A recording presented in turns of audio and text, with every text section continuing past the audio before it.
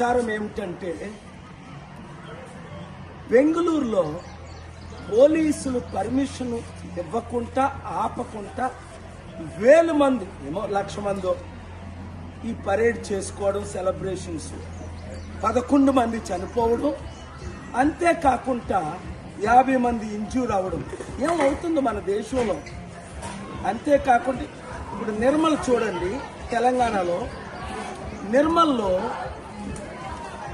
ఒక రైతు బిడ్డ ఎంఆర్ఓ ఆఫీస్కి వెళ్తే పోలీస్ ఆఫీసర్ ఆయన ఎత్తుకొని వెళ్ళడం, ఒక దొంగను టెర్రరిస్ట్ను తీసుకెళ్ళడం బాగాలేదు.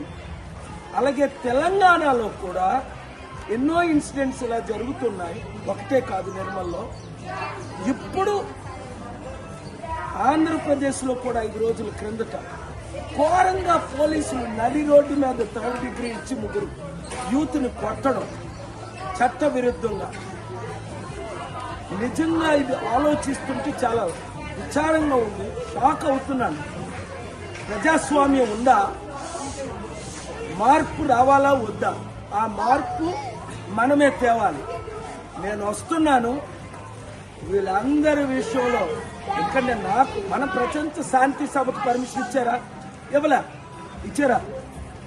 మనకైతే 1000 మందితో జిమ్ఖానా గ్రౌండ్స్ లో పెట్టుకోవాలా, కళ్ళు మూసుకోవాలా, ప్రీచింగ్ చేయకూడదు, ప్రేయర్స్ తప్ప. వీళ్ళకైతే ఎలాగ, ఇదే కాంగ్రెస్ గవర్నమెంట్ కర్ణాటకలో కూడా ఎలాగ 1,00,000 మందితో పరేడ్ చేయించారు అంటే ఇష్టం వచ్చినట్టు కొంతమంది పోలీసులు చేస్తున్నారు, అందరూ కాదు. చట్టపరమైన చర్యలు తీసుకోవాలి, మార్పు రావాలి. ఈ వీడియో అందరికీ షేర్ చేయండి. Thank you very much.